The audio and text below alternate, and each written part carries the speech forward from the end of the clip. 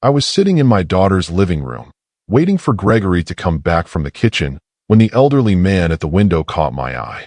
He pressed a folded note against the glass, his face grave and certain in the way of someone who has waited a long time to deliver a message and has finally found the right moment. I opened the note under the table. For words, get your daughter out now. Welcome back to your ultimate destination for gripping revenge stories, family betrayals, shocking betrayals, and emotional justice. Subscribe now and join a community and tell us where you're watching from. Turn on the notification bell for our next story. Are you ready to witness the ultimate payback? Let's get started. My name is Mr. Zaha, and I am 68 years old.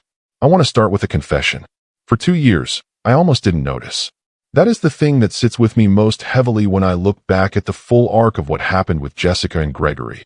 Not the danger itself, not the note through the window, not the extraordinary chain of events that followed from 4 words pressed against glass on a Tuesday afternoon. What sits with me most heavily is the 2 years before it, the 2 years during which I was a present and loving father who visited regularly and called consistently and looked at his daughter's life with the attentive concern of a man who believed he was seeing clearly and missed almost everything that mattered. I missed it because I was looking for the wrong things. I was looking for bruises, for the particular vocabulary of visible harm that we have all been taught to recognize as the signal that something is wrong. I was looking for flinching, for isolation, for the obvious markers of a woman in danger. And because I did not see those things, because the harm was quieter and more sophisticated than that, dressed in the language of love and concern and woven so carefully into the fabric of an ordinary life that it looked, from the outside, like nothing at all, I told myself that Jessica was fine.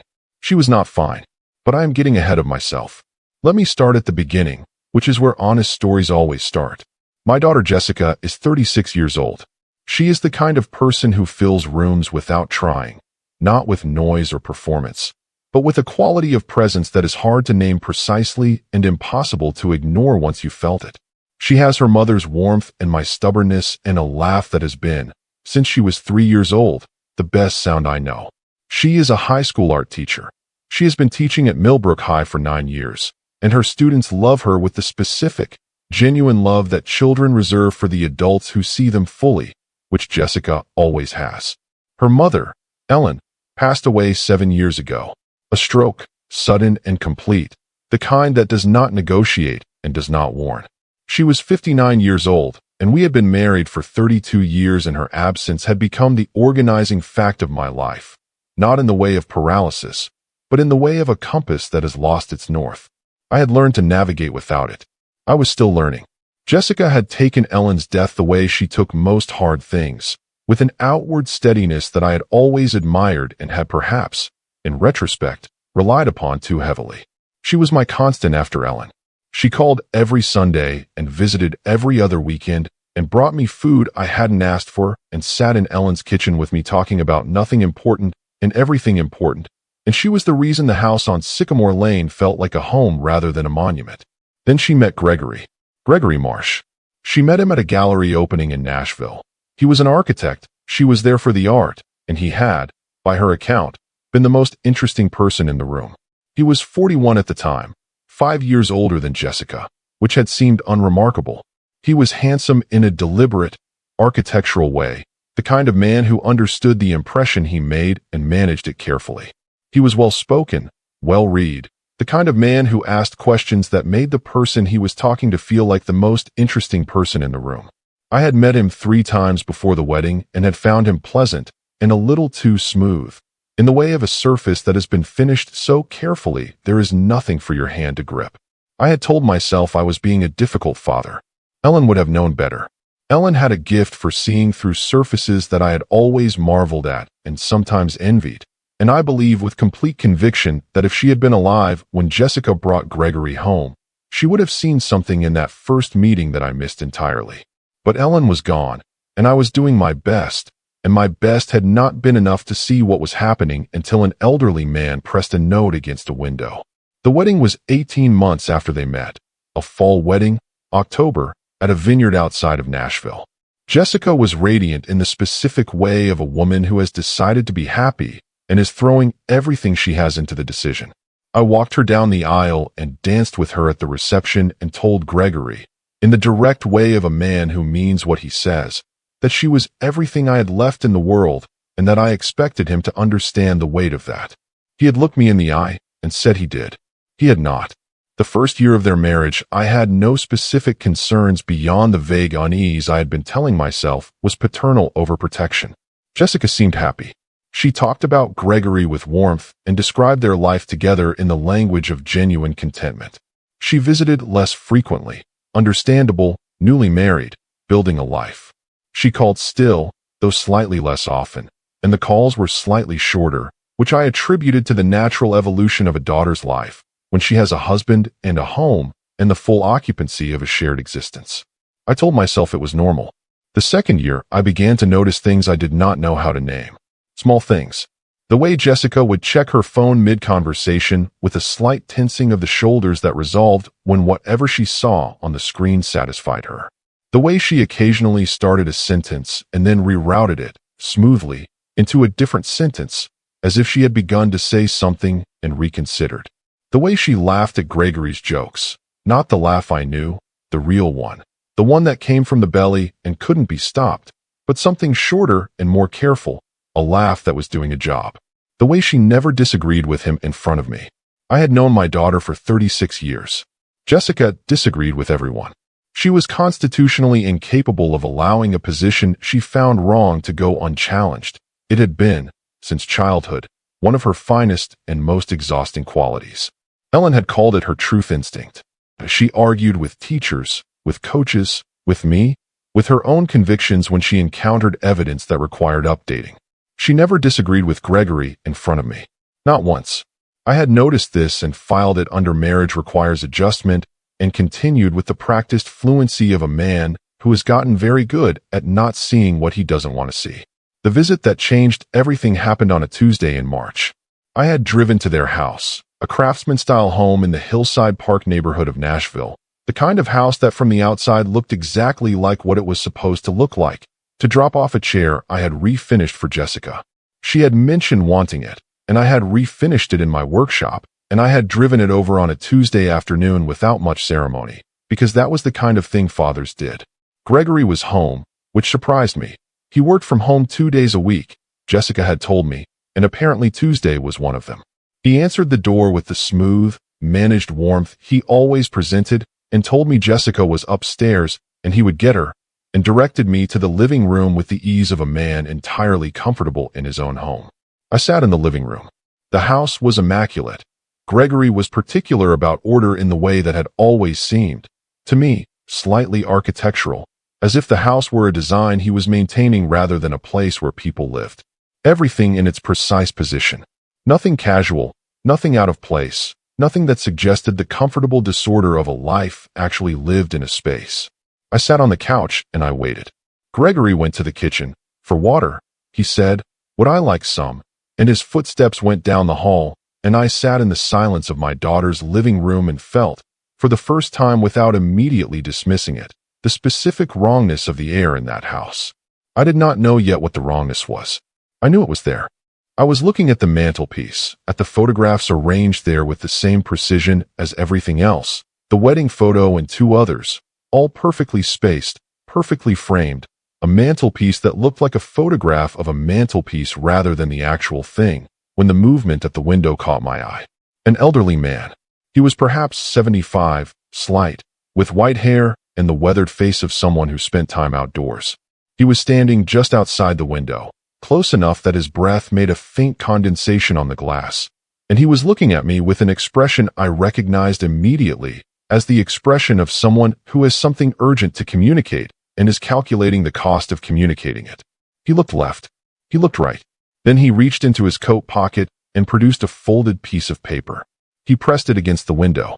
He held it there, and he looked at me with those clear, grave, absolutely certain eyes, and he did not move until I reached forward and mimed, with a small gesture of my hand, that I had seen it and understood.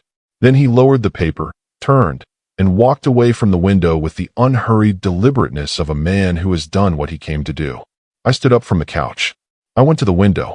The paper was wedged into the gap between the window frame and the exterior sill, He had slid it into the gap as he left, knowing I would need both hands and the distraction of Gregory's return to retrieve it without being seen. I heard Gregory's footsteps returning from the kitchen. I sat back down on the couch. I reached into my jacket pocket and retrieved the note with the casual motion of a man adjusting his coat. I unfolded it under the table. For words, written in the careful, slightly trembling handwriting of an elderly man who had needed to be certain of every letter. Get your daughter out now. For words. That's all it took to change everything. Comment below right now. What are you feeling in this moment? Who do you think the elderly man is? And what do you think is happening in that house? Drop every thought in the comments. I read every single one. I have been in difficult situations before. I have sat across negotiating tables from men who wanted things I wasn't prepared to give and maintained the composure of someone who had not yet decided how much the thing being negotiated was worth to him. I have stood in hospital corridors at 2 in the morning with the particular stillness of a man waiting for news that might go either way and choosing, deliberately, not to fall apart before the news arrived. I have buried a wife and kept the eulogy together with both hands and delivered it without breaking because she would have wanted me to, and because the people in that room needed someone to hold the weight of the moment, and I was the person available. I know how to hold myself together when everything in me wants to do otherwise. I held myself together now. Gregory came back into the living room with 2 glasses of water and the smooth, managed ease he always carried and sat in the chair across from me with the posture of a man entirely at home in his own environment, which was precisely the problem with the posture. It was not the ease of comfort. I understood now. It was the ease of control. The ease of a man in a space he managed completely. I had the note in my jacket pocket. I held a conversation about the chair I had brought, about the refinishing process, about the wood grain and the technique, and I watched Gregory listen to this with the attentive performance of a man who was not interested in what I was saying, but was very interested in appearing interested, and I cataloged this observation with the new eyes that 4 words had given me. Jessica came downstairs. She was wearing a pale blue sweater and her hair was down, and she looked, on the surface, exactly like my daughter, the warmth, the presence, the quality of filling the room. But now I was looking with different eyes, and what I saw underneath the surface was something that made the note in my pocket feel heavier. She was careful. Not careful the way a person is careful in a new situation or a formal one. Careful the way a person is careful in a space where they have learned, through experience, that in caution has consequences. Every movement slightly considered. Every sentence arriving with a fractional pause that was not hesitation but calculation. The laugh that was doing a job. I had seen all of this before and filed it under the wrong heading. I would not file it there again. We sat together for 45 minutes. I drank my water and talked about the chair and asked questions about their week and watched Gregory manage the conversation with the expertise of someone who had been doing it for long enough that it no longer looked like management. He redirected gently. He finished sentences that Jessica had begun, in the way that could be read as affectionate completion or as interruption, depending on what you knew about the speaker. He touched her arm twice. Light, brief, the kind of touch that looked like tenderness and landed, I now saw, like a reminder. She checked her phone once. The shoulder tension, the resolution. I saw it now as what it was, a check-in, a requirement.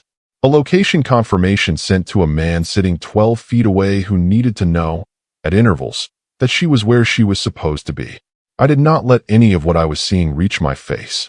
When I left, I hugged Jessica at the door in the way I always did, her arms around my neck, my arms around her, and I held her for 1 extra second, the extra second of a man communicating something he cannot say aloud, and I felt her hold on fractionally longer too, the way you hold on to something you have been rationing yourself away from. I drove to the end of the street. I parked. I took the note out of my pocket and read it again. Get your daughter out now. Now. Not soon. Not when you can. Not if you think there's a problem. Now. I sat in the truck and I thought about Jessica's careful movements and Gregory's managing hands and the immaculate house with nothing out of place and the laugh that was doing a job, and I made 3 decisions in rapid succession. The first was that I was going to find the elderly man. The second was that I was going to find out exactly what he knew. The third was that I was going to get my daughter out. I did not know the timeline yet. I did not know the full picture yet. But the note had not said consider getting your daughter out, or you might want to look into the situation. It had said now, and the man who had written it had looked at me through that window with the specific gravity of someone who had been watching something long enough to understand its urgency, and I was not going to dishonor that urgency by moving slowly. I found him in 40 minutes, not through any sophisticated means, through the straightforward logic of a man who understands that an elderly man who knows my daughter's living room window, who knows her schedule well enough to time a note delivery to a moment when Gregory had left the room, who lives close enough to have walked to the house, is almost certainly a neighbor. I drove the perimeter of Hillside Park slowly, looking at the houses that had sightlines to Jessica and Gregory's living room window. There were 3 possibilities. I eliminated one immediately. A family home with a minivan and a basketball hoop and the unmistakable evidence of children, whose occupants were unlikely to produce a solitary elderly man with a note. The second was a rental property with a management company sign that suggested transient occupancy. The third was a small craftsman bungalow directly across the street, set back slightly from the road, with a front porch on which sat a wooden rocking chair of the kind that is not decorative but actually used. The porch had the comfortable disorder of a space genuinely occupied: a folded newspaper, a coffee mug on the railing, a pair of garden gloves on the step. I parked in front. I knocked. He opened the door before the second knock, as if he had been watching for me, which I suspected he had. Up close, he was older than he had appeared through the window, perhaps 78, perhaps 80, with the particular physical economy of a man who has shed everything unnecessary and retained only what serves. He had clear, sharp eyes and the expression of someone who was not surprised to see me and was, if anything, relieved. "I was hoping you'd come," he said. "Come in." His name was Raymond Caulfield. He had lived in the bungalow for 22 years, which meant he had been on this street long before Jessica and Gregory had moved in. He was a retired high school principal. That explained something about the note, I thought. The directness of it. The economical authority of a man accustomed to getting to the point with precision. He made coffee without asking whether I wanted any, which I appreciated, and we sat at his kitchen table, and he told me what he knew. He had been watching for 8 months. Not voyeuristically. He was careful to establish that. He had been watching because of what he had seen and heard in the first weeks after Jessica and Gregory moved in, and what he had seen and heard had activated in him. After 23 years of working with young people and recognizing patterns of harm, something that would not allow him to look away. He told me about the night 6 months ago when he had been sitting on his porch after midnight and had heard raised voices through an open upstairs window. He told me about the word specifically because he was a precise man and precision mattered, not physical threats. He said that carefully, wanting me to understand the specific nature of what he was describing. What he had heard was the vocabulary of systematic diminishment, the particular language of a man who was taking apart another person's sense of their own reality, piece by piece, in the deliberate and methodical way of someone who understood exactly what they were doing. He told me about the times he had seen Jessica leave the house and then return within minutes, before she was supposed to, and the way she moved when she came back, with the specific braced quality of someone approaching a consequence. He told me about the afternoon he had been gardening in his front yard, and Jessica had come out to check the mail, and he had said good morning, and she had startled with a fear response that was entirely disproportionate to a neighbor's greeting. He told me about the day, 3 months ago, when Jessica had knocked on his door. I set down my coffee cup. "She came here," I said. "She came asking to use the phone," Raymond said. "She said her battery was dead." She had her phone in her hand. "The battery was not dead." He paused. "She stood in my kitchen for 11 minutes, Mr. Zaha. She didn't call anyone. She stood there and she breathed, and she looked out the window at her own house, and then she said thank you and left." I looked at Raymond Caulfield. "She needed 11 minutes in a room he didn't control," I said. "That's my understanding," Raymond said quietly. "I thought about my daughter standing in a stranger's kitchen for 11 minutes just to breathe in a room that was not monitored and not managed and did not have consequences attached to every choice she made within it. I thought about the careful movements and the checking phone and the laugh that was doing a job. I thought about 2 years of telling myself I was being an overprotective father. What else?" I said. "Tell me everything." Raymond told me everything. He had kept notes. I had not expected that, and it moved me in a way I had not anticipated. This retired high school principal, in his craftsman bungalow across the street, had been keeping a written record. Dates, times, specific observations. The kind of documentation that a man keeps when he understands that at some point a record will matter and he wants the record to be reliable. He slid a manila folder across the kitchen table. I opened it. 12 pages. 8 months of careful, dated, specific observation. The kind of record that a family court or a domestic violence advocate would recognize immediately for what it was, evidence of a pattern. Not a single incident. Not a bad night or a difficult season. A pattern, sustained and deliberate, of psychological control. The clinical term, Raymond told me, was coercive control. He had researched it, he said, because he had needed to understand what he was looking at before he decided what to do about it. He had called a domestic violence hotline anonymously 6 months ago and described what he had observed, and the advocate he had spoken with had been very clear. She said coercive control is often invisible from the outside, Raymond told me. She said it rarely looks like what people expect abuse to look like. She said it looks like a man who loves his wife very much and is very attentive and very protective and very particular about how things are done. He paused. She said the most dangerous period for a woman in that situation is when she tries to leave. The most dangerous period is when she tries to leave. I sat with that. Why didn't you call someone? I said, the police, a social worker. I did, Raymond said. 3 months ago. The officer who came could not enter the house without probable cause of physical harm. Coercive control is not, in the current legal framework, sufficient grounds for forced intervention. He looked at me directly. The advocate told me the most effective thing was a trusted family member. Someone she would go with. Someone he could not dismiss or manage. He paused. I've been waiting for a family member to visit. You're the first one I've seen. I looked at the 12 pages of careful documentation. I thought about my daughter in that house. About 11 minutes in a neighbor's kitchen just to breathe. I thought about Ellen, who would have known from the first meeting, who would have seen through the surface immediately, who would never have let it get to 8 months of Raymond Caulfield keeping notes. I closed the folder. I looked at Raymond. What do I do? I said. He had been waiting for this question. He slid a second piece of paper across the table. A name and a phone number, written in the same careful hand as the note through the window. Dr. Sarah, Domestic Violence Advocacy and Safety Planning. Nashville. Call her today, Raymond said. Before you go back to that house. Before you do anything. She will tell you how to do this safely. He held my gaze. Mr. Zaha, I cannot stress this enough. This has to be done carefully. If Gregory understands what's happening before Jessica is out, the situation becomes significantly more dangerous. Not possibly. Definitely. I picked up the paper. I looked at the name. I thought about the note through the window. For words. The specific, unambiguous urgency of them. Thank you, Raymond, I said. Bring her home, he said simply. I stood up. I walked to the door. And I called Dr. Sarah before I reached my truck. Raymond Caulfield kept 8 months of notes because nobody else was watching. Comment below right now. Did this act change how you see what was happening in that house?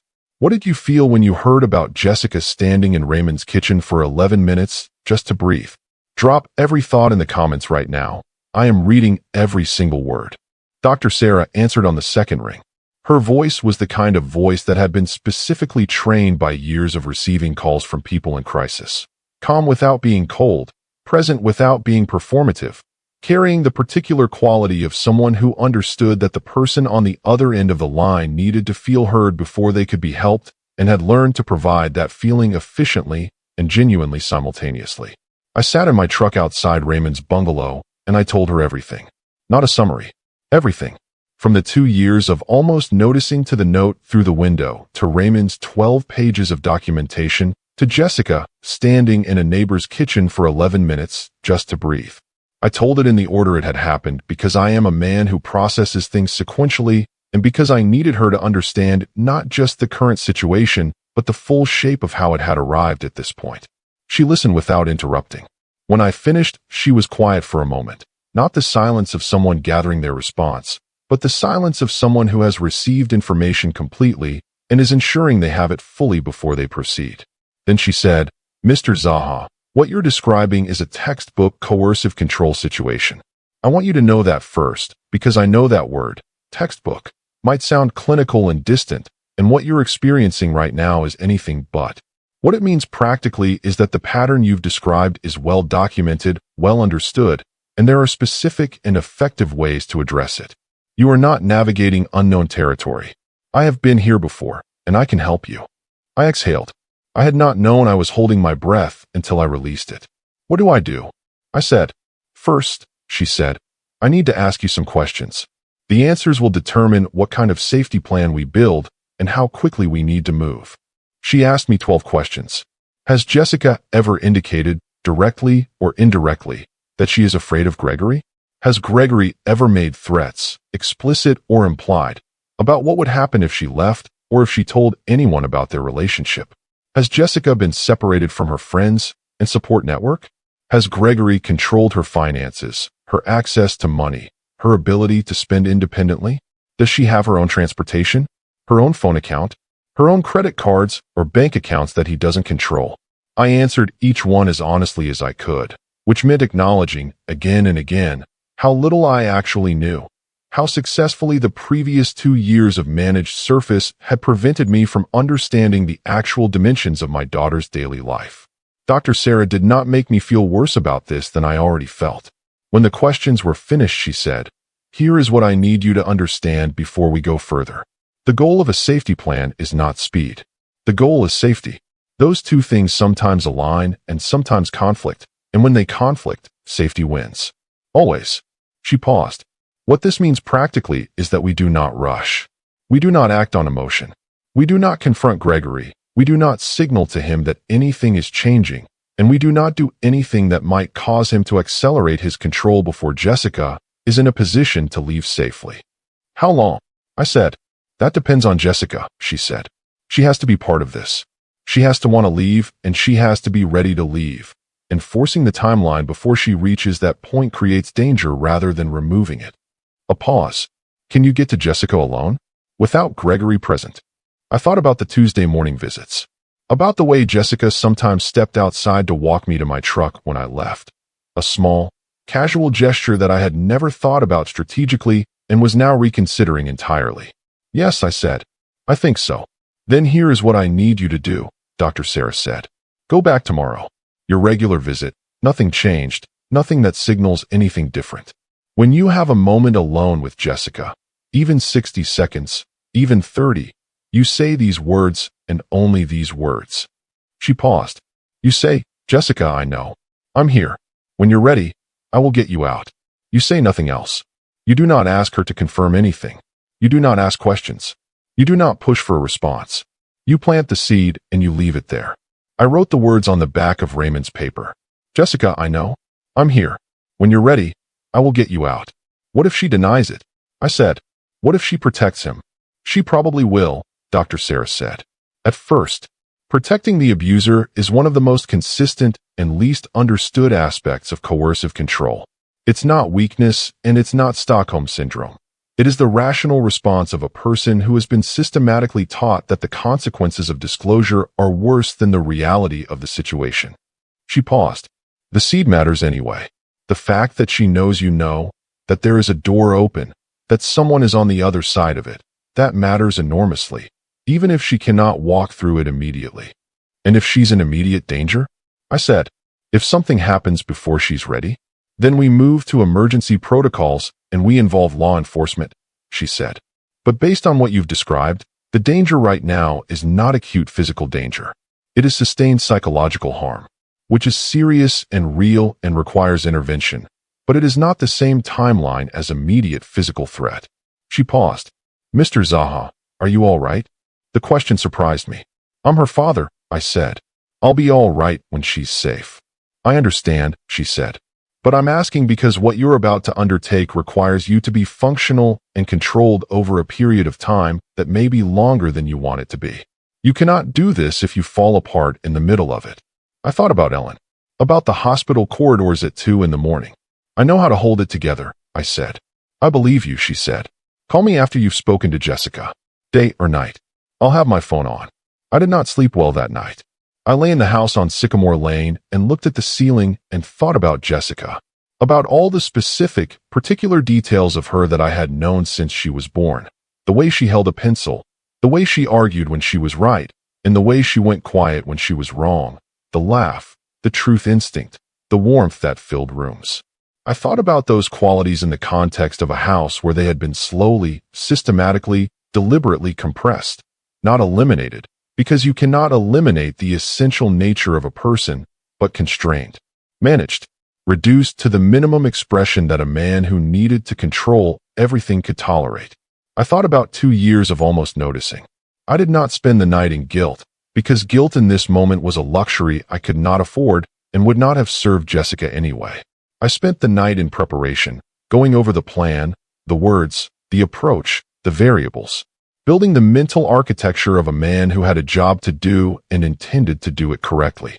I also called Gerald at 10 o'clock.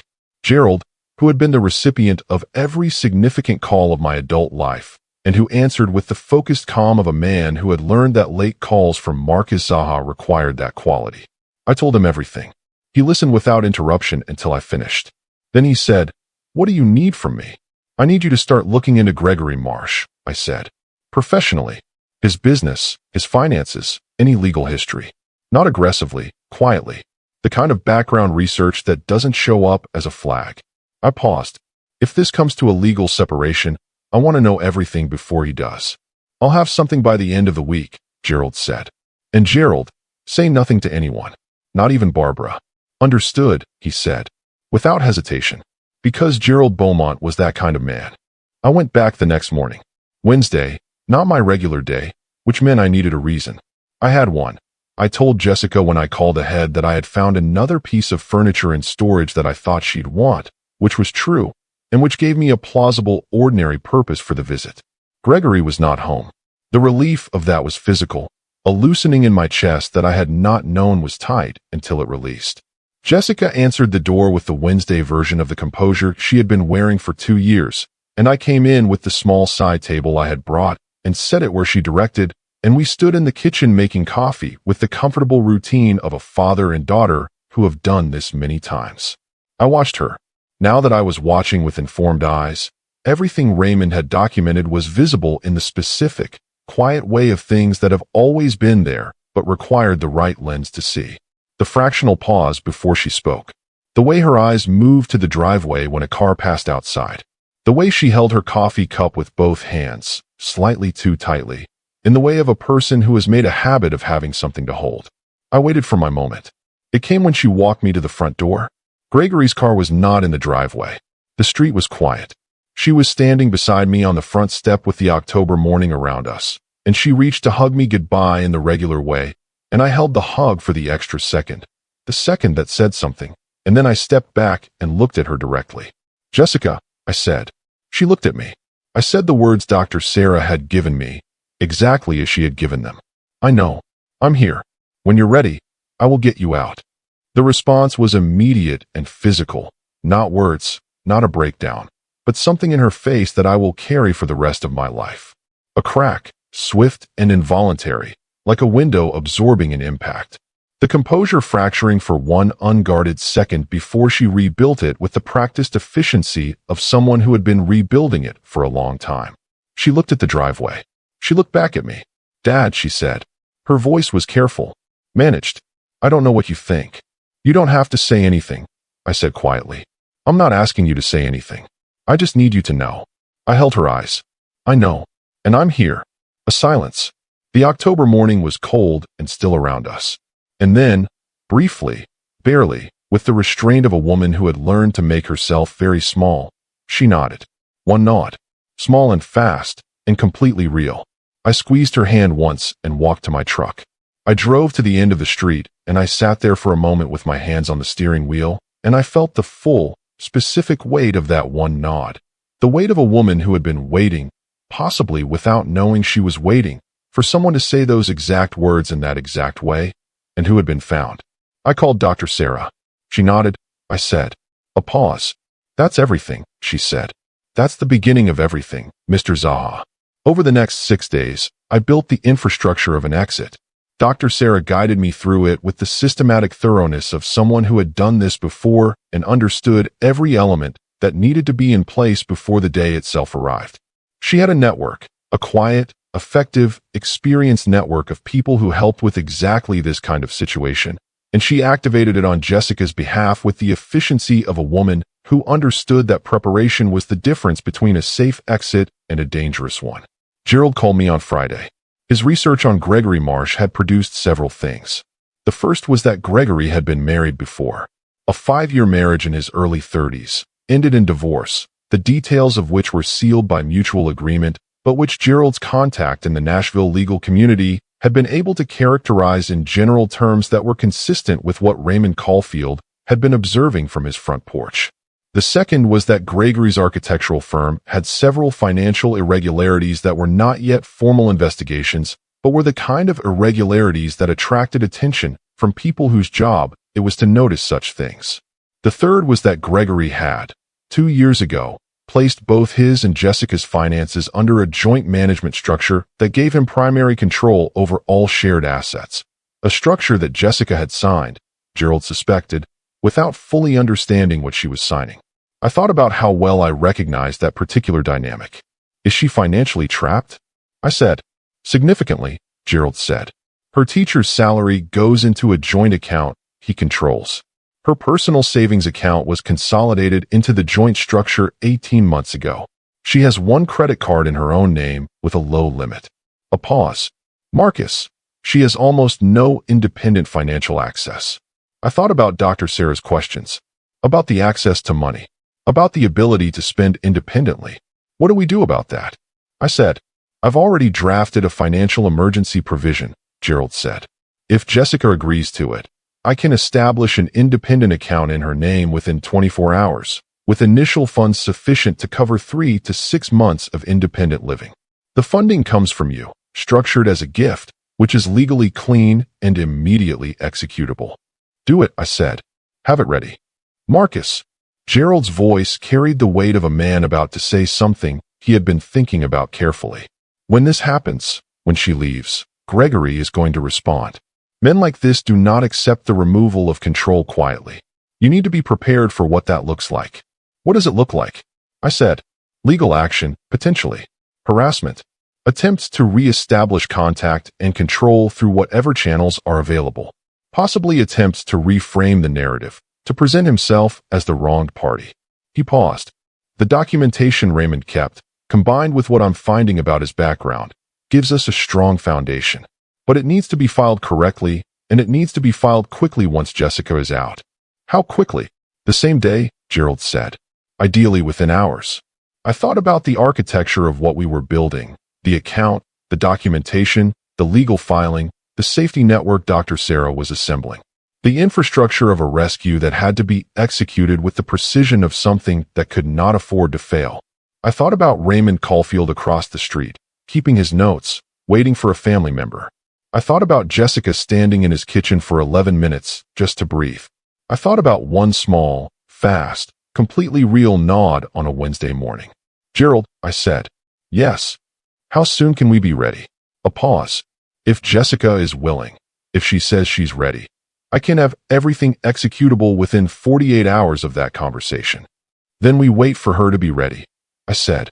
And when she is, we move in 48 hours. Mr. Zaha is building the infrastructure of his daughter's rescue, and every piece has to be perfect.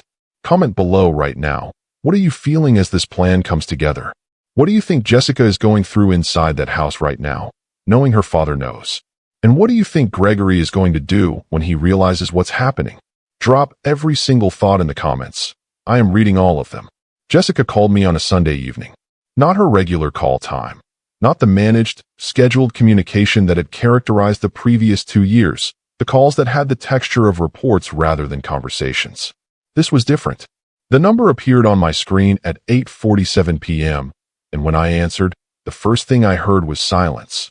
Not empty silence, but occupied silence. The silence of a person in a specific physical situation that required quiet, calling from a room or a moment that had been chosen carefully. Dad. Her voice was barely above a whisper. I'm here, I said. Immediately. Without anything else. Because she did not need anything else from me in that moment except the confirmation that the line was open and I was on the other end of it. He's asleep, she said. I have maybe 10 minutes. Tell me what you need, I said. A pause. The pause of a woman who had been rehearsing something and was now at the moment of saying it, and finding that the rehearsal had not fully prepared her for the weight of the actual words. "I'm ready," she said. "I want to do it. I want to get out." I closed my eyes for 1 second. 1 second of the specific, overwhelming relief of a man who has been holding something at maximum tension for 6 days and has just felt the tension resolve into purpose. Then I opened my eyes and I was already moving, standing up from the kitchen table, already thinking through the sequence, already in the mode that Ellen had always called my building mode, the mode in which I operated most effectively and which she had always said was the best version of me. "All right," I said. "Listen carefully. Can you talk for a few more minutes?" "Yes," she said. "Tomorrow," I said. "Monday. Gregory goes to the office on Mondays. What time does he leave?" 8:15, she said. "Usually by 8:15. I will be on your street at 8 o'clock. Parked 2 blocks down, not visible from the house. The moment his car leaves the driveway, you text me one word. Ready. That's all. Just that one word." I heard her breathing. "When I get that text, I will be at your front door in 4 minutes, I said. "Dr. Sarah is going to have 2 people with her, women who do this specifically, who know how to move quickly and safely. Between the 4 of us, we can have you and everything essential out of that house in under 30 minutes. 30 minutes, she said, as if testing the number against the enormity of what it meant. "The things that matter most," I said.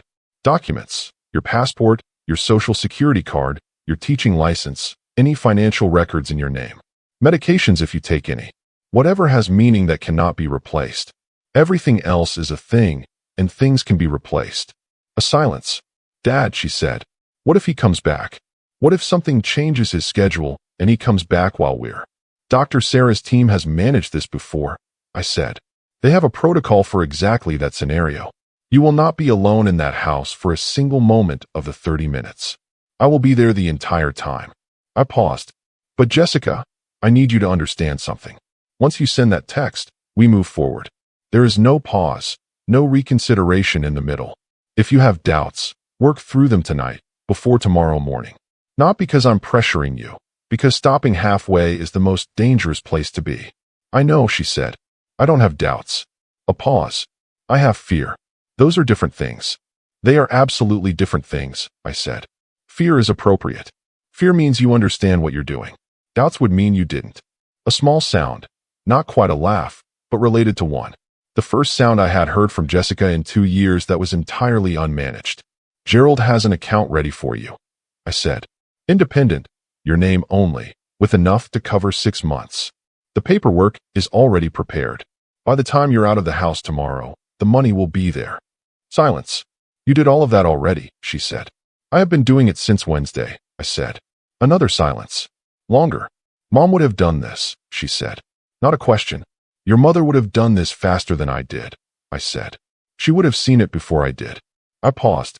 "But I'm here now, and we're doing it." I heard something, a sound from elsewhere in the house, the particular ambient noise of a sleeping home that had shifted. "I have to go," she said quickly. "Monday morning," I said. 8 o'clock. 2 blocks down. One word. "Ready," she said, and the line went quiet. I called Dr. Sarah at 9 o'clock. "Monday morning," I said. "She's ready." Dr. Sarah did not pause or exclaim or respond with anything other than the immediate operational shift of a woman moving from preparation to execution. "I'll have Rachel and Donna at your location at 7:45. Both have done this many times. Rachel is a licensed social worker and Donna is a former law enforcement officer. They know how to read a situation and adapt. Gerald is filing the legal documentation the moment we're clear of the house," I said.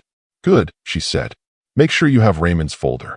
His documentation is going to be important for the protective order filing." "I have it," I said. "And Mr. Zaha, I need to say something to you directly." "Go ahead," I said. "Tomorrow is going to feel fast and slow simultaneously," she said. "The 30 minutes in the house will feel like 3 hours. Jessica may experience moments of hesitation that are not doubts.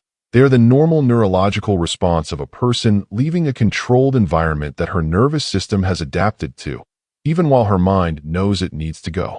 If she hesitates, do not push and do not panic. Just be steady. Be exactly what you have been this entire week." "I understand," I said. "One more thing," she said. "Where is she going after?" "Here," I said. "Sycamore Lane. My house." A pause. Is that the safest option? She said carefully. Gregory will go there first when he realizes she's gone. It's the most predictable location. I had thought about this. Gerald has already started the protective order filing, I said. By the time Gregory knows she's gone and processes what's happened and decides to act, the order will be in place. And my house has been my house for 31 years. I paused. It is the place where Jessica grew up.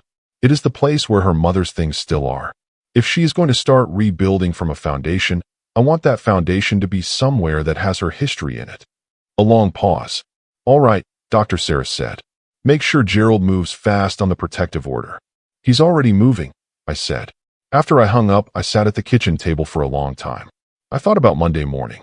About 8 o'clock and 2 blocks down and one word. I thought about the 30 minutes in the house and what they would require from me. Not action, primarily, but the specific discipline of presence. The ability to be completely steady in a volatile situation, to communicate through my stillness that everything was under control even in the moments when everything was not entirely under control. I thought about Ellen. I thought about the thing she had always said about courage. That courage was not the absence of fear, but the decision that the thing you were moving toward was worth more than the fear was. She had said it first about her cancer treatment, which she had approached with a fortitude that had been one of the most extraordinary things I had ever witnessed. She had said it to Jessica too, on more than one occasion, in the specific maternal way of a woman who wanted her daughter to carry something useful into whatever came next. I hoped Jessica was remembering it tonight. I went to bed at 11. I did not expect to sleep. I was wrong. I slept deeply and without dreaming. The sleep of a man who has made his decision and completed his preparation and has nothing left to do but wait for the morning to arrive. Ellen would have found that characteristically typical of me and would have said so with the particular affectionate exasperation that had been one of her finest qualities. I woke at 5:15 without an alarm. Monday morning was clear and cold. The kind of October morning that had a quality of precision to it. The air sharp and clean, the light coming up over the ridge in long, specific angles, the world arranged with the particular clarity that comes before a day decides what it is going to be. I dressed in clothes that allowed for movement. I made coffee and drank it standing at the kitchen window in the way I always did, watching the cardinals at Ellen's feeder, and I said to her what I had been saying since Sunday evening, silently, in the way of a man who has learned that the people you love do not entirely leave. They simply change their location. Be with her today, Ellen. Stay close. I drove to Hillside Park. Rachel and Donna were already parked 2 blocks from the house when I arrived. A plain gray sedan, unremarkable, exactly the kind of vehicle that did not attract attention in a residential neighborhood. Rachel was in her early 40s, solid and calm, with the unhurried competence of someone who had done difficult things many times and no longer needed to perform readiness. Donna was younger, perhaps 35, with sharp, observant eyes that were already reading the street, noting the houses, cataloging the variables with the practiced attention of a woman who had trained herself to see problems before they arrived. We reviewed the plan in less than 5 minutes. Not because the plan was simple, but because we had all been over it enough times that the review was confirmation rather than instruction. Donna would position at the front door, visible from the street, monitoring Gregory's approach route. Rachel would work with Jessica directly, helping her identify and gather the essential items efficiently. I would be with Jessica throughout, entirely, not directing the practical work, but providing the specific thing that Rachel and Donna could not provide. Her father. At 8:02, my phone vibrated. One word. Ready. I looked at Rachel. She nodded. We moved. I will not tell you that the 30 minutes in that house were orderly, because they were not entirely orderly. Orderly is what you aim for and what you maintain in the primary channels, while the secondary channels run with the controlled chaos that is the reality of a person leaving a life they have been living for 3 years and 30 minutes. Jessica was at the front door when I reached it. She was dressed, and she had a bag. A single bag, the kind you pack when you have been thinking about what you would take, quietly, and without being able to act on the thinking for longer than you want to admit. She looked at me when I came through the door, and the composure held, but her eyes did not. Her eyes were full, completely, with the specific expression of a person who has been waiting for rescue and cannot quite process that it has arrived. I held her for exactly the time she needed, and not a second longer. Then I said, let's get what matters. Show me where the documents are. She moved. Rachel was beside her immediately, calm and efficient, with the specific expertise of a woman who knew exactly what needed to leave and in what order of priority. Jessica's passport from the desk drawer in the second bedroom. The room Gregory had converted to a home office. The room she had, Rachel told me quietly, been permitted to enter only with reason. Teaching license. Social security card. The folder of financial documents that Gerald had told me to look for. Statements, account records, anything with her name on it. I found the financial folder in the filing cabinet in Gregory's office.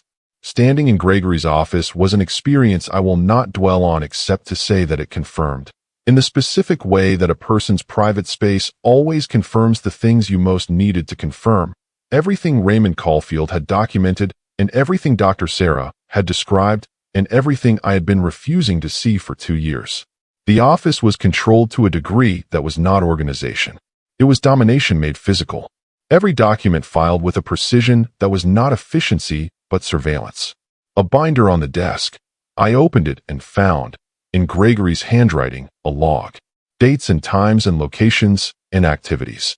Jessica's whereabouts, recorded in the methodical shorthand of a man keeping track of an asset. I photographed every page with my phone.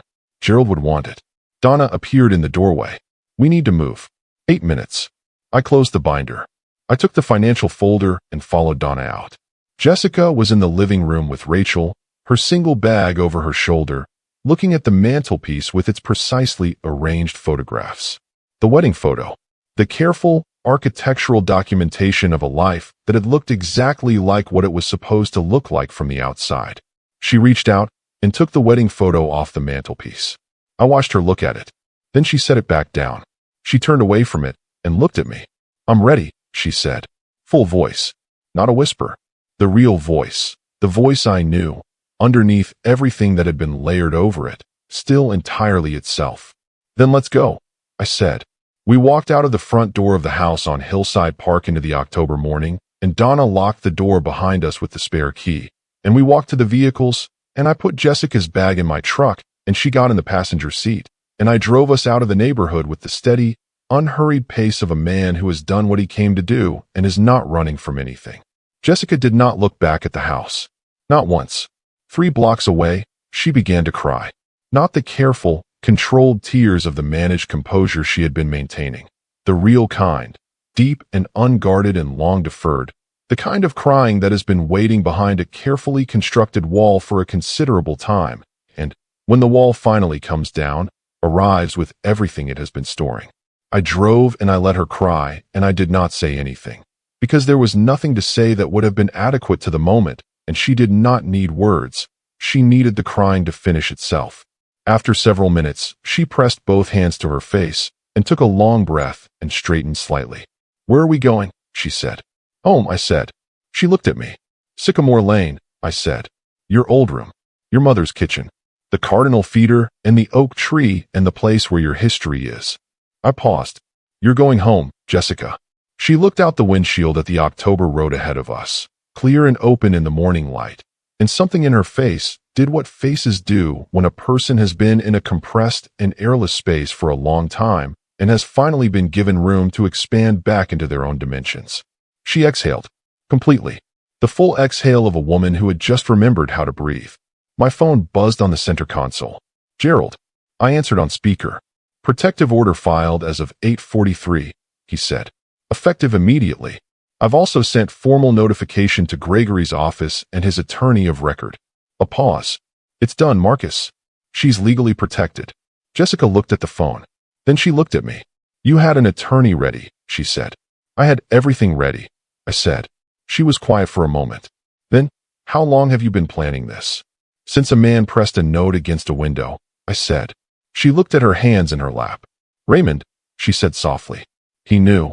He kept 8 months of notes, I said, because he was paying attention when I wasn't. I paused. We're going to go thank him properly when you're ready. Jessica nodded. And then she did something I had not heard in 2 years. She laughed. Real. Unguarded. From the belly, unstoppable. The laugh I had known since she was 3 years old. The best sound I know. It lasted only a few seconds. But it was entirely, completely, unmistakably hers. She walked out that door, and she didn't look back. Not once. Comment below right now. What moment in this act hit you the hardest? Was it the one-word text, ready? Was it Jessica setting the wedding photo back down? Was it the laugh at the end? That real, unguarded, unstoppable laugh. Tell me everything you felt reading this act. Drop it all in the comments right now. Every single one of you. The house on Sycamore Lane received my daughter the way good houses receive the people who belong to them. Not with fanfare. Not with the dramatic warmth of a place that has been waiting and knows it has been waiting. Just with the quiet, solid, completely reliable presence of walls and floors and rooms that had held a family for 31 years and understood, in the way that old houses understand things, that one of their people had come back and needed what only this place could provide. Jessica stood in the front hallway for a moment. Just stood there, looking at the staircase she had run down 10,000 times as a child, at the hallway table where Ellen had kept the mail and the keys and the particular accumulation of small objects that marked a life actively lived, at the kitchen doorway and the slant of the October morning light coming through it in the specific angle that this house produced at this time of day, and no other house on earth produced exactly this way. She breathed, not the careful, monitored breathing of the previous 2 years. The deep, unguarded, taking the full measure breathing of a person who has arrived somewhere safe and is allowing their nervous system, slowly and with appropriate caution, to begin to believe it. Your room is exactly the same, I said. I never changed it. She looked at me. I know, she said. You never change anything. Your mother called it stubbornness, I said. I prefer continuity. The ghost of the Real laugh moved across her face. I carried her bag upstairs and set it inside the door of her room. The room with the pale yellow walls she had chosen at 14, and the bookshelf she had filled, and the window that looked out over the backyard, where Ellen's rose garden still came back every year without being asked. I stood in the doorway for a moment and looked at the room and thought about all the mornings I had passed this door in the 6 years since Ellen died, keeping it exactly as it was, partly for Jessica and partly, I was honest enough to admit, for myself. It had been waiting for the right use. The right use was now. Gerald came by at noon. He sat at the kitchen table with Jessica and me and walked through everything with the methodical thoroughness of a man who understood that the legal framework needed to be clear in her mind before the emotional processing could proceed with any stability. The protective order was in place and served. Gregory had been formally notified and his attorney had already called Gerald's office. A rapid response that confirmed what Gerald had predicted, that Gregory would move quickly to control the narrative. Gerald had responded with the documentation. Raymond's 8 months of careful, dated, specific observations. The photographs I had taken of Gregory's surveillance log in the home office. The financial records establishing the control structure. The background research on the previous marriage. Gregory's attorney had gone quiet after receiving the documentation. He knows what we have, Gerald said. And he knows that what we have tells a story that is very difficult to argue against in a family court context. He paused. That doesn't mean he won't try, but it means the position he's arguing from is significantly weakened. Jessica sat across the table and listened with the focused attention of a woman processing legal information through the filter of personal stakes, and I watched her face throughout and saw, in it, the gradual return of something I had been missing for 2 years. Agency. The specific, unmistakable quality of a person who is receiving information about their own situation and understanding that they have the standing and the resources and the support to act on it, that the decisions belong to them, that the outcomes are navigable, that the path forward exists and is illuminated. What do I need to do? She said when Gerald finished. Right now? Nothing except rest and let the legal process work, Gerald said. I will handle Gregory's attorney. Dr. Sarah's organization has a counselor who specializes in exactly this transition. She'll call you tomorrow to set up an appointment, at whatever pace you want. There is no timeline you're required to meet except your own.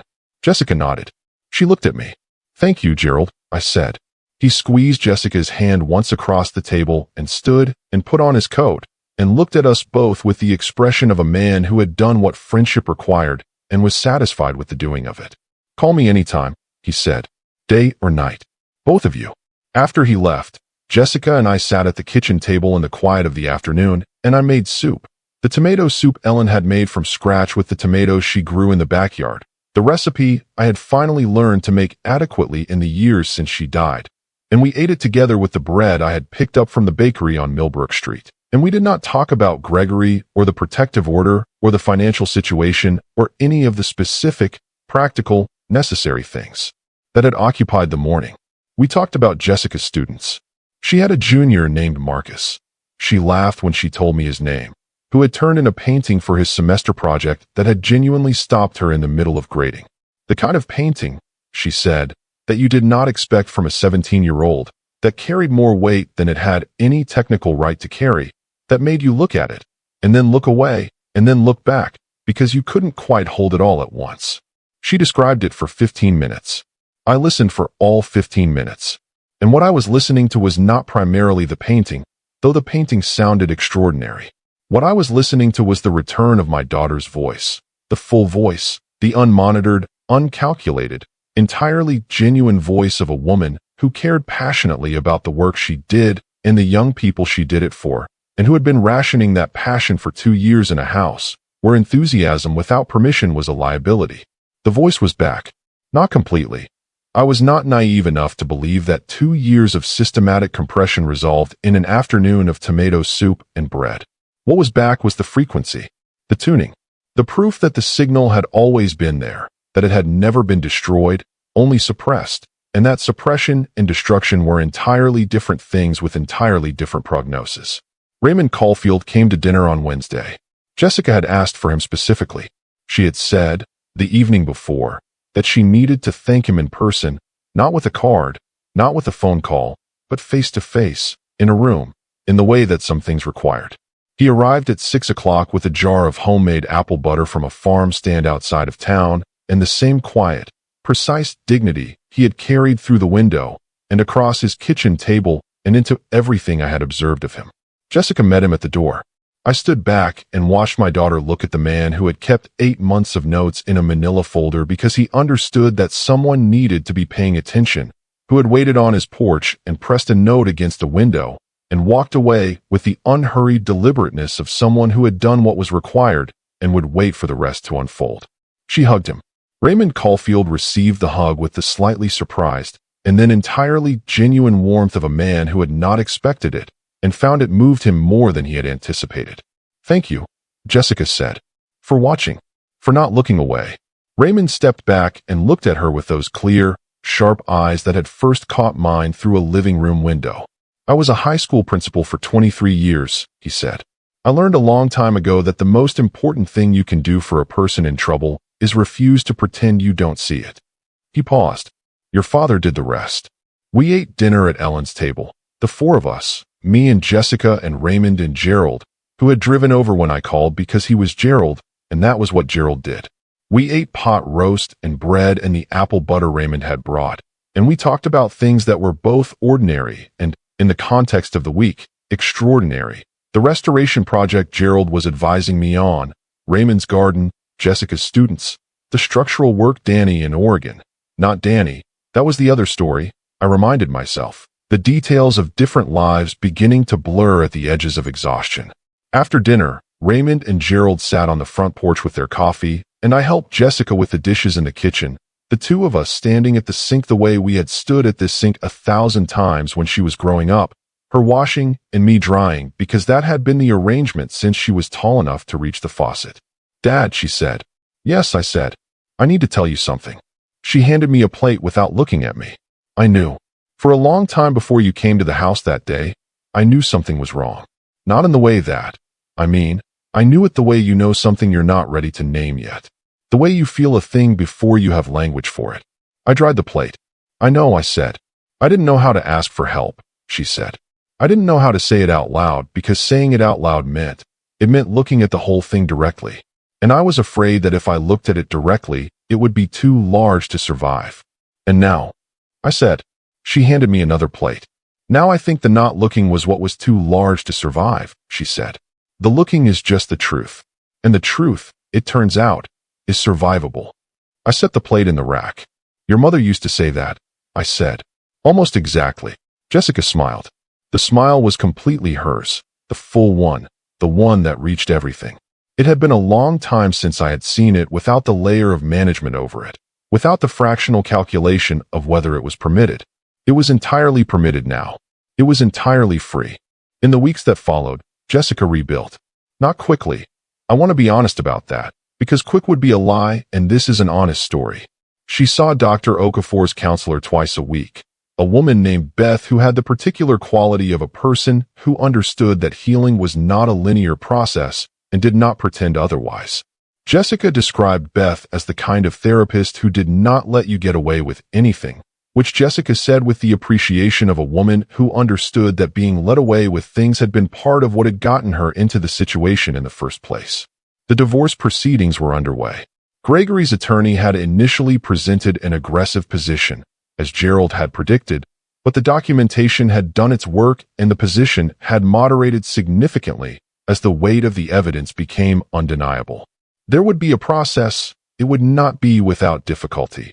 But the legal foundation was solid and Gerald was immovable, and Gregory was a man who had been exposed, and exposed men with weak positions did not tend to prevail in family court against prepared opposing counsel. Jessica kept teaching.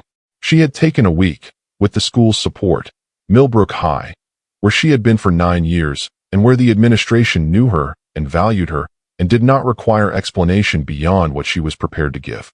She went back on a Monday, and came home that evening, and said that her students had been normal, and the normalcy had been the best thing she had experienced in a long time. Marcus, the junior with the extraordinary painting, had started a new canvas. She showed me a photograph of the work in progress on her phone. It was, even unfinished, something. He doesn't know it yet, she said, but he's going to be something. He has a teacher who sees people, I said. She looked at me. Mom gave me that, she said. She gave us both a lot of things, I said. On a Saturday in November, 3 weeks after the exit, Jessica asked me to take her to see Raymond. We walked across the street to the craftsman bungalow and sat on his porch in the November cold with coffee and Raymond's apple butter on toast, and we talked about ordinary things for a long time. His garden, the house's history, the neighborhood as it had been 20 years ago when he had first moved in. At some point, Jessica said, "Can I ask you something?" Raymond looked at her. "Of course. Why didn't you knock on my door?" she said. "In 8 months, you kept all those notes and you called a hotline and you watched. Why didn't you just knock on my door and ask if I was okay?" Raymond was quiet for a moment. "I thought about it," he said, "many times.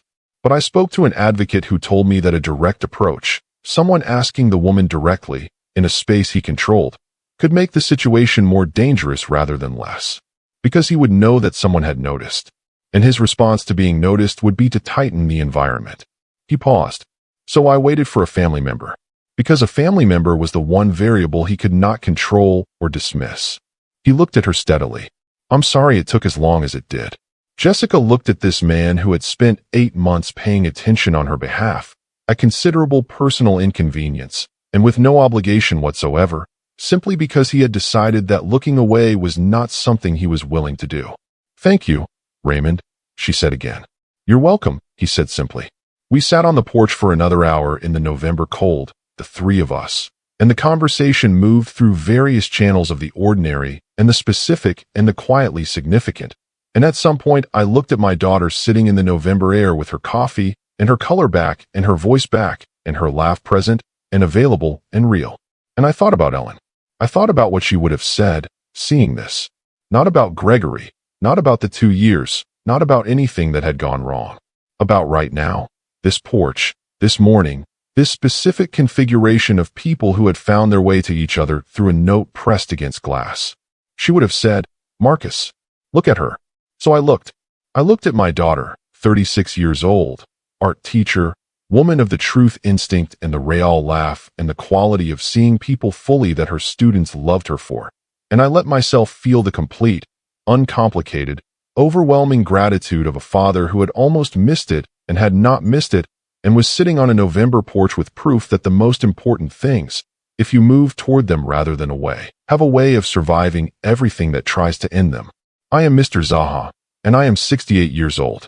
I wake every morning at 5:47.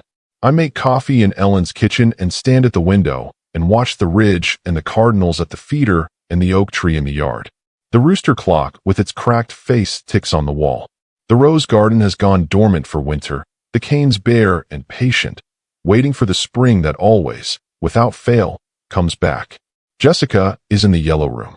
She will not be there forever. That is not the shape of a healthy thing. A 36-year-old woman in her childhood bedroom indefinitely. And she knows it, and I know it. And we have talked about it with the honest practicality of people who are not avoiding the future, but are giving the present its necessary time. There is an apartment she has looked at. There are plans being made at the pace that plans should be made. Carefully, with intention, by a woman who is learning to trust her own judgment again after 2 years of having it systematically undermined. She comes downstairs in the morning and has coffee with me at the kitchen table. Not every morning. Some mornings she sleeps later, or comes down after I have already moved to the workshop, or has early papers to grade before school. But many mornings. More than enough mornings. We sit at the table where Ellen sat, in the kitchen where Ellen cooked, in the house where Jessica grew up, and we drink coffee, and sometimes we talk, and sometimes we don't, and both are entirely fine because the silence between us now is the right kind. The comfortable kind. The kind that does not need to be filled because there is nothing hiding in it. Raymond comes for dinner on Thursdays. He has become, in the particular way of certain people who enter your life through extraordinary circumstances and then simply remain, a fixture. He brings something from the farm stand each time. Apple butter, preserves, a jar of honey from a beekeeper he knows outside of town. And he sits at Ellen's table and talks with the quiet, precise warmth of a man who has discovered, in his late 70s, that the best part of his week is a Thursday dinner on the other side of the street. Gerald comes when he can, which is often, because Gerald's semi-retirement seems to operate on the principle that people he cares about always constitute sufficient reason to show up. The house is full in the specific way it was full when Ellen was alive. Not identical. Nothing is ever identical to what came before, but the same quality. The quality of a place where people who belong to each other have gathered, and the gathering itself is the thing. I think about the note through the window. For words. I think about what it took for Raymond Caulfield to write those 4 words and press them against a pane of glass. The 8 months of watching, the careful documentation, the calls to hotlines, the waiting for the right moment and the right person. The discipline of a man who understood that acting too soon or in the wrong way would not help and might harm, and who held his purpose steady through all of that because he had decided that looking away was not something he was willing to do. I think about what it cost him and how he has never once suggested it cost him anything, because that is the kind of man he is. And I think about what would have happened if I had not stopped at the post office window in time to see him, or if I had been looking at my phone, or if I had dismissed what I saw as a stranger's confusion. I do not let myself stay in that thought for long. The cardinal lands on the feeder. The bright red one. The one that has been coming since Ellen planted the garden. The one that lands with that small, absolute, entirely unself-conscious confidence of a creature that knows exactly where it belongs and has no uncertainty about the rightness of being there. I watch it eat in the November morning. From upstairs comes the sound of Jessica moving through her morning. Footsteps on the hardwood, the bathroom door, the particular creak of the 3rd stair that has announced every member of this family for 31 years and that I have never had repaired because some sounds are part of a house's voice and you do not silence them. The 3rd stair creaks. I pour a 2nd cup of coffee. My daughter comes into the kitchen. She looks at me. I look at her. "Morning," she says. "Morning," I say. And she sits down at the table, and I set the coffee in front of her, and the cardinal eats at the feeder, and the rooster clock ticks on the wall, and the November morning holds us in the house on Sycamore Lane with the uncomplicated, absolute rightness of things that are exactly where they belong. That is enough. That is everything. There are people watching from windows that you do not know about. There are notes being written by hands you have never seen. There are neighbors keeping records because they have decided that paying attention is the only decent response to what they are witnessing. And sometimes, if the timing is right and the father is paying attention and the daughter sends one word at 8 o'clock on a Monday morning, the note gets through, and the door opens, and someone comes home. Mr. Zaha got his daughter back. Raymond kept 8 months of notes because he refused to look away. And Jessica came home to the yellow room and the cardinal feeder and the 3rd stair that creaks. And she sat at her mother's table and breathed. Comment below right now, what moment in this entire story stayed with you the longest? Was it the one-word text, "ready"? Was it Jessica washing dishes and saying the truth is survivable? Was it Raymond on the Thursday porch saying simply, "You're welcome"? Or was it something else entirely?